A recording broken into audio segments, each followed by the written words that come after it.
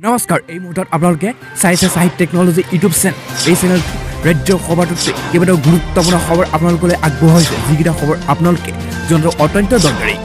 আৰু এই খবৰকেইটা আপোনালোকে উপস্থাপন কৰাৰ আগতেই আপোনালোকে যদি এই চেনেলটো নতুনকৈ আহিছে তেন্তে চেনেলটো প্লিজ ছাবস্ক্ৰাইব কৰি থ'ব আৰু ভিডিঅ'টোত এটা লাইক কৰি উৎসাহিত কৰিব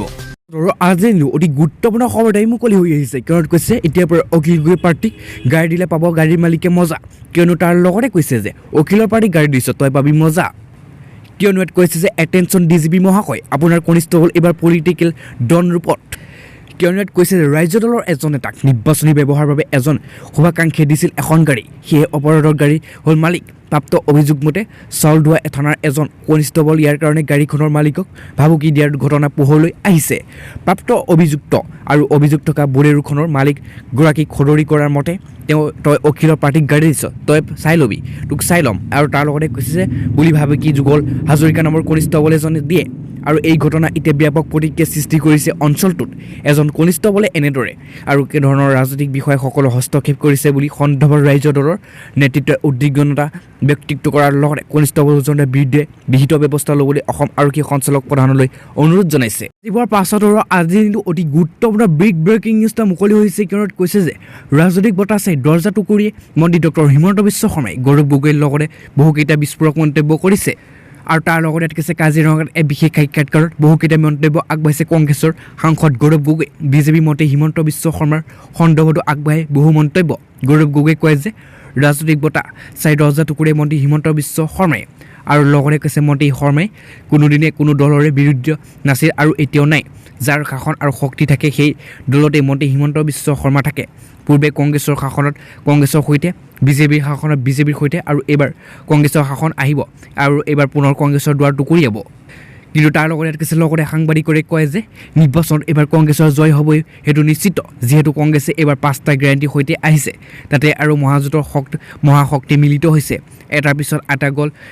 আহিছে কংগ্ৰেছ দলত কিন্তু হিমন্ত বিশ্ব শৰ্মা তথা অন্য নেতাসকলে গৌৰৱ গগৈৰ সন্দৰ্ভত কোৱা কথাৰ প্ৰত্যুত্তৰ হিচাপে কয় যে যিয়ে যি কয় কওক সকলোৰে বাক স্বাধীনতা আছে মই ইয়াত কাকো বাধা দিব নোৱাৰোঁ মই ইয়াত কোনো গুৰুত্ব নিদিওঁ কামেই হৈছে মূল উদ্দেশ্য ৰাইজৰ প্ৰকৃত মৰম দিয়ে কিন্তু তাৰ লগতে অতি গুৰুত্বপূৰ্ণ কথাটোৱে কোৱা হৈছে যে নিৰ্বাচনৰ প্ৰাৰ্থী তালিকা সন্দৰ্ভত সোধা প্ৰশ্নৰ উত্তৰত কয় যে এইবাৰ প্ৰাৰ্থী তালিকা হেনো আটাইতকৈ শক্তিশালী অন্য দলৰ তুলনাত হওক বা কংগ্ৰেছৰ পূৰ্বৰ তালিকাই হওক এইবাৰ প্ৰাৰ্থী তালিকা শক্তিশালী সেয়ে জয় নিশ্চিত হোৱাৰ পাছত আজি অতি গুৰুত্বপূৰ্ণ খবৰে মুকলি হৈছে যিটো খবৰ আপোনালোকে জনাটো অত্যন্ত দৰকাৰী কিয়নো কিছু অপব্যৱহাৰ অথবা বন্ধ হ'ব পাৰে আপোনাৰ আধাৰ কাৰ্ড কিন্তু কেনেকৈ লক আনলক কৰিব পাৰিব আধাৰ কাৰ্ড জানি লওক সবিশেষ আৰু তাৰ লগতে কৈছে প্ৰতিগৰাকী ব্যক্তিয়ে আধাৰৰ সৈতে অত্যাৱশ্যকীয় বহু তথ্য জড়িত হৈ থাকে যাক অপব্যৱহাৰ কৰিব পাৰি তেনেস্থলত আধাৰ অপব্যৱহাৰ পৰা ৰক্ষা কৰিবলৈ কেন্দ্ৰীয় চৰকাৰে আধাৰ তথ্যৰ গোপনীয় বজাই ৰখাৰ বাবে কেইবাটাও গুৰুত্বপূৰ্ণ পদক্ষেপ হাতত লৈছে আজিৰ দিনত আমাৰ কেইটামান আটাইতকৈ গুৰুত্বপূৰ্ণ নথি হৈছে আধাৰ কাৰ্ড সেয়ে সকলো নিজৰ আধাৰ সুৰক্ষাৰ প্ৰতি বিশেষ মনোযোগ দিয়াৰ লগতে যিকোনো অপব্যৱহাৰ হোৱাৰ পৰা সাৱধান হোৱাটো গুৰুত্বপূৰ্ণ ভাৰত চৰকাৰে নাগৰিকৰ আধাৰ সুৰক্ষিত কৰিবলৈ কেইবাটাও পদক্ষেপ হাতত লৈছে যাতে প্ৰয়োজনীয় তথ্যৰ অপব্যৱহাৰ নহয় অৱশ্যে আধাৰ সুৰক্ষিত কৰি ৰখাৰ আটাইতকৈ সহজ উপায়টো হৈছে ইয়াক লক কৰি থোৱা কিন্তু তাৰ লগতে কৈছে প্ৰথমে আপুনি জানি লওক লক আৰু আনলক প্ৰক্ৰিয়া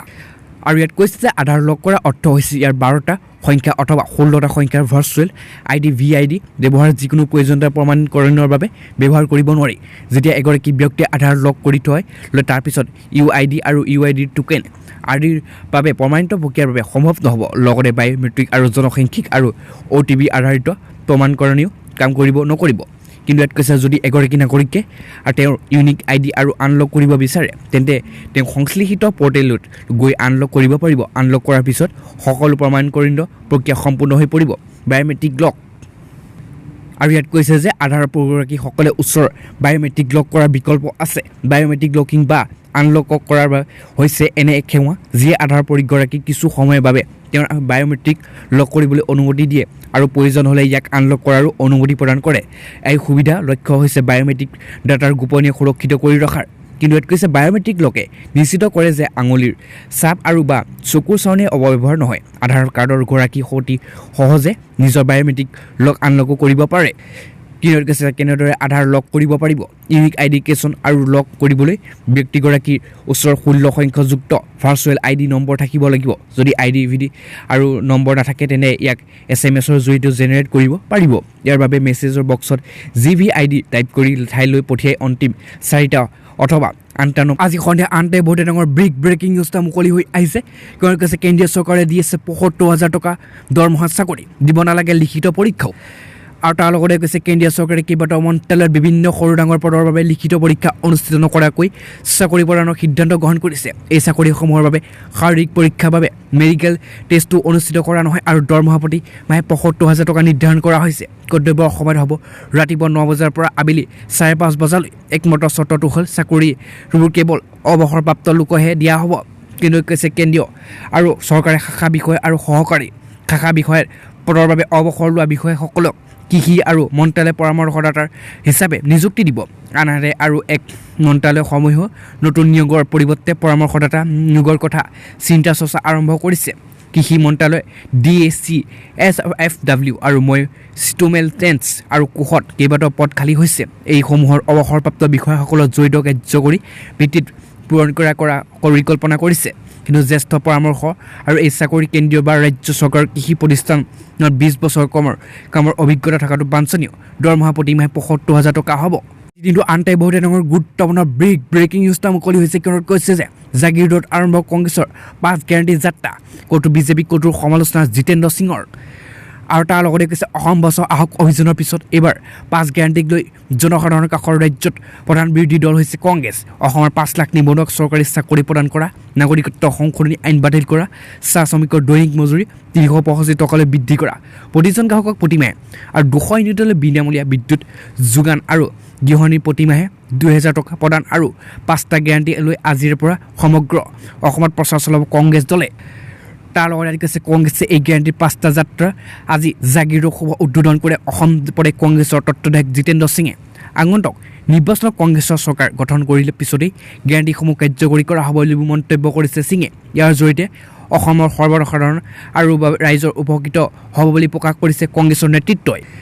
কিয়নো ইয়াত কৈছে উক্ত অনুষ্ঠানত জিতেন্দ্ৰ সিঙে বিজেপি দলক কঠোৰ ভাষাৰে সমালোচনা কৰি সৰ্বানন্দ সোণোৱালৰ দিল্লীৰ ৰিম'ট কণ্ট্ৰল চলা ব্যক্তি বুলি আখ্যা দিয়াৰ লগতে দিল্লীৰ ৰিম'ট কণ্ট্ৰলত উঠা বহা কৰা মুখ্যমন্ত্ৰী বুলি কটাক্ষ কৰিছে আৰু ইয়াত কৈছে ইফালে বহু আকাংক্ষাৰ অৱশেষত কংগ্ৰেছ দলে প্ৰকাশ কৰিলে 2021 বিধানসভা নিৰ্বাচনৰ দ্বিতীয়খন প্ৰাৰ্থীৰ তালিকা মৰিগাঁও জিলাৰ অন্তত অগণ বিধানসভা নিৰ্বাচনৰ সমষ্টিৰ অন্যতম 59টা নং জাগিৰোড বিধানসভা সমষ্টিৰ আৰু কংগ্ৰেছ দলে প্ৰাৰ্থিত্ব প্ৰদান কৰিছে স্বপন কুমাৰ মণ্ডলক কিন্তু ইয়াত কৈছে যে আজি প্ৰায় সহস্ৰাধিক সমৰ্থক আৰু দলীয় কৰ্মীৰ বাইক ৰেলীৰ মনোনয়ন পত্ৰ দাখিলৰ বাবে মৰিগাঁও যাত্ৰা কৰে প্ৰাৰ্থীগৰাকীয়ে যাত্ৰাকালত প্ৰাৰ্থী স্বপন কুমাৰ মণ্ডলক সংগ দিয়ে অসম প্ৰদেশ কংগ্ৰেছৰ তত্ত্বাৱধায়ক জিতেন্দ্ৰ সিং নগাঁও আৰু লোকসভা সমষ্টিৰ সাংসদ প্ৰদ্যুৎ বৰদলৈ আৰু কলিয়াবৰ লোকসভা সমষ্টিৰ সাংসদ গৌৰৱ গগৈ আৰু তাৰ লগতে আগন্তুক নিৰ্বাচনত অসম কংগ্ৰেছৰ দলৰ 100ৰো অধিক আসন জয় হ'ব বুলি অসম কংগ্ৰেছৰ নেতৃত্বাধীন চৰকাৰ গঠন হ'ব বুলি মন্তব্য কৰে কংগ্ৰেছ